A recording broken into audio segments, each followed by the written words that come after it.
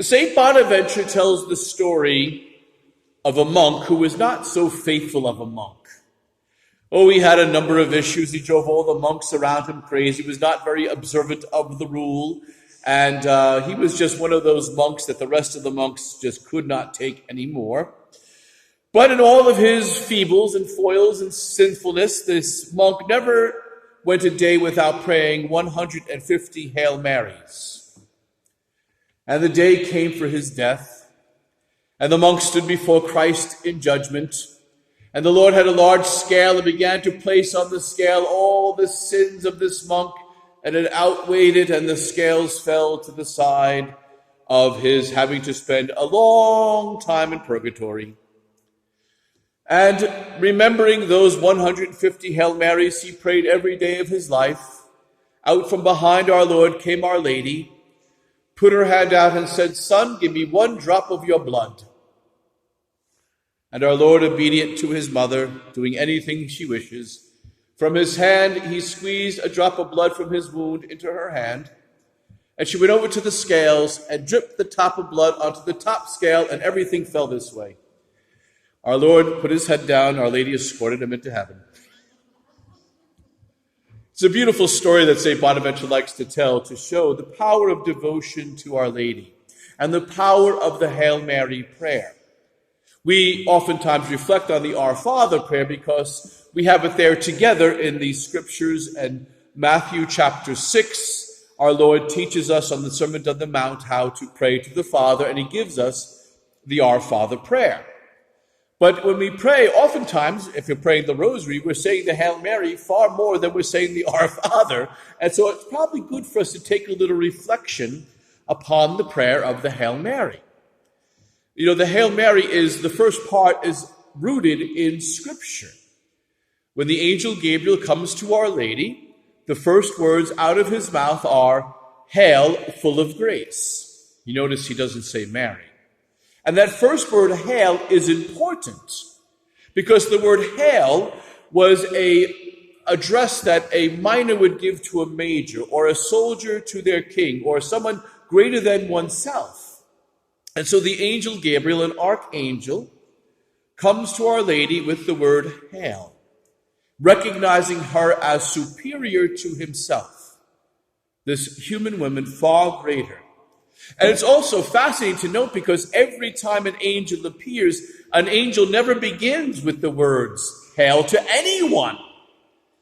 An angel will always begin their message with, "Do not be afraid, do not fear." When we look through Scripture, we see the apparitions of the angels. Their immediate words are to not be afraid, and then they kind of address the situation. And they got a bit of a superiority over those who they're talking to, but not when it comes to Our Lady. The angel says to her, "Hail," recognizing her as someone superior to himself. And then his next phrase is "full of grace." He doesn't call her Mary. He doesn't call her by her name. He uses this title, I believe, forgive me if I'm mispronouncing the Greek this early in the morning, but kekeretomene. It's a Greek word which means the fullness of all God's graces, all God's gift. It's a word of completion. In other words, there's nothing lacking in you. Part of the doctrine of the Immaculate Conception of Our Lady being truly without the stain of original sin comes from those words of the angel, kekeretomene, full of grace. There is nothing lacking in you. And he recognizes her as someone who is not just not in sin, but who also has the fullness of every possible grace. So he's honoring her because of how God has honored her. He's honoring her because of the way God has blessed her, because of what God has done for her. He sees the blessings of God upon her in the fullness of every possible grace. She is far greater than any angel, any creature prior to her because of all the graces God has bestowed upon her. There is nothing lacking in her. Now, some people think this makes Our Lady less human when we say this, when the truth is, it makes her more human. Remember, we're made in the image and likeness of God, so anytime we are less than that, we are less human. To be human is to be in the image and likeness of God. The more we reflect the image of God and the likeness of God, the more human we are. The less we reflect the image and likeness of God, the less human we are. So when he says to Our Lady, "Hail, full of grace," it's kind of like saying, "You who are most like God," because she has the fullness of God's graces. You who are most human. Now, some would say, well, that means she can't really understand our sufferings of this world. And no, actually, she can understand it a lot better. But that's a homily for another day.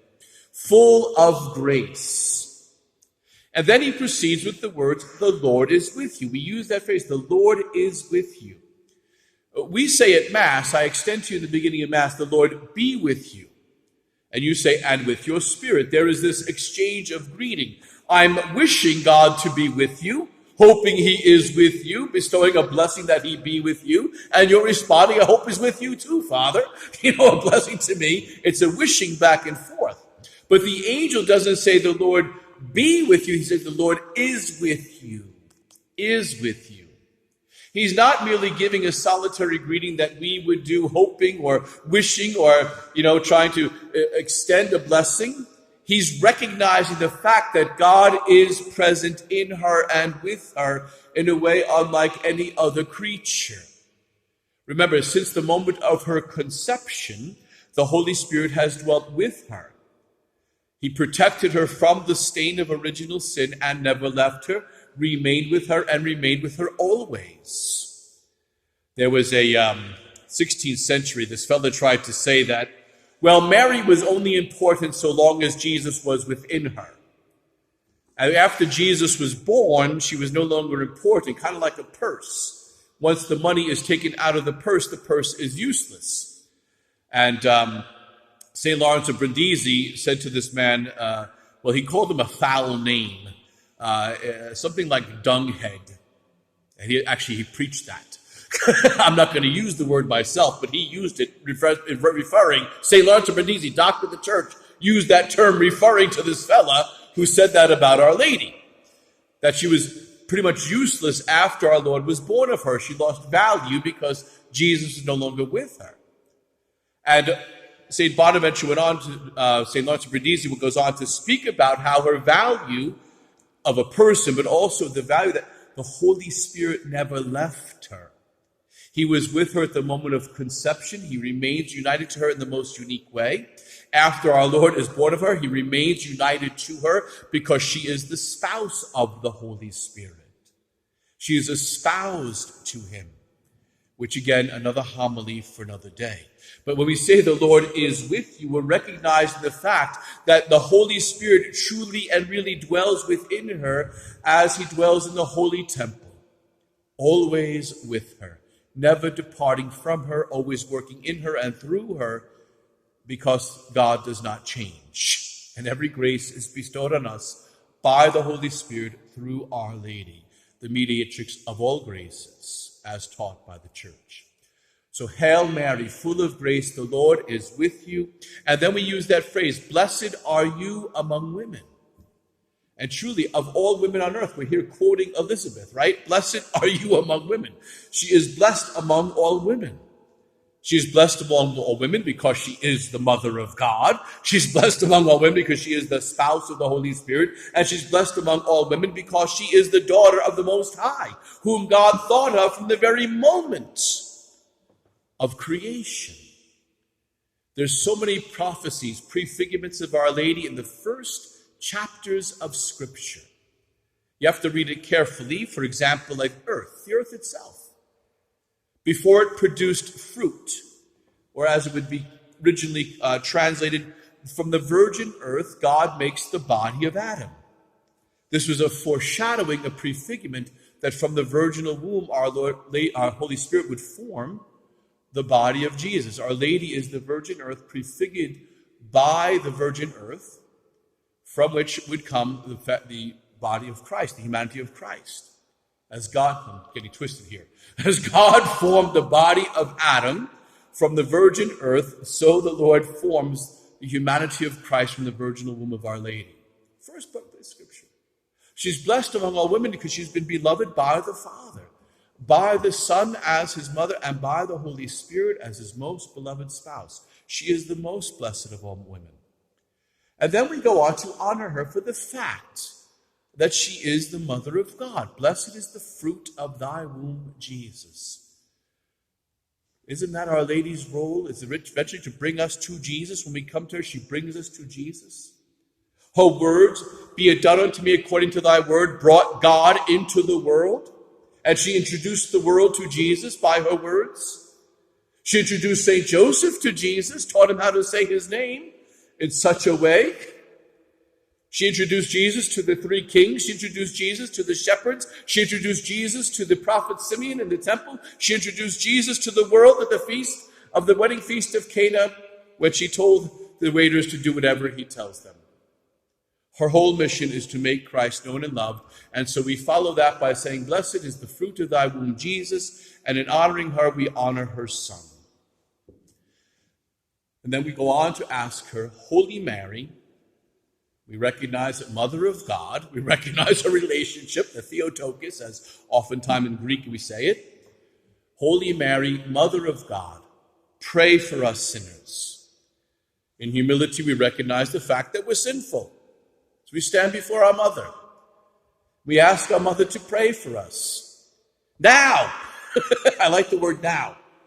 Mother Teresa was once asked when she really needed something, what prayer would she say when she was in grave need? She'd say, I say, Mary, be a mother to me now.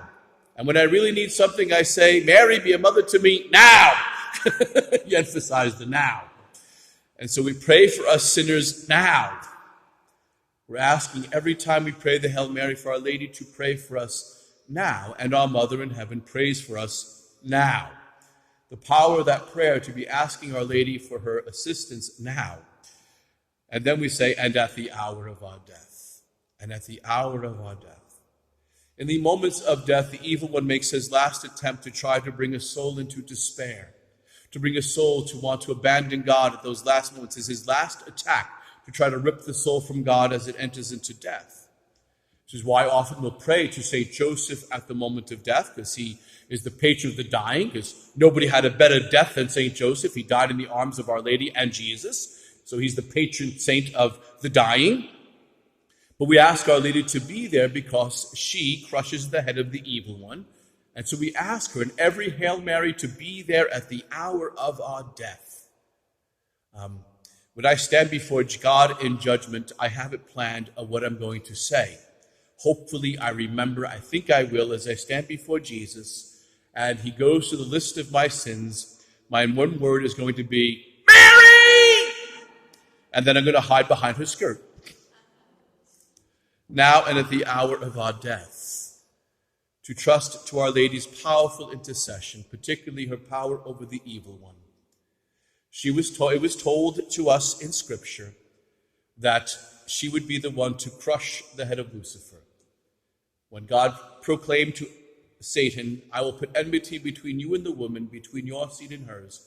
You will strike at her head, and she will strike at her heel, and she will crush your head. So Our Lady is very powerful.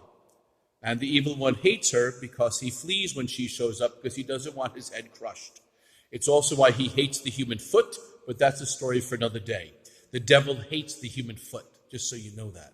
He can't imitate the human foot because he hates the human foot because it's going to be the heel of Our Lady that will crush his head. So that's a funny story for another day, but the truth is Our Lady is the one who he flees from when we pray to her and ask her to be there at the hour of our death. This beautiful prayer of the Hail Mary, of which I'm just scratching the surface today in this long homily. Oh my goodness, I've gone 14 minutes and 11 seconds.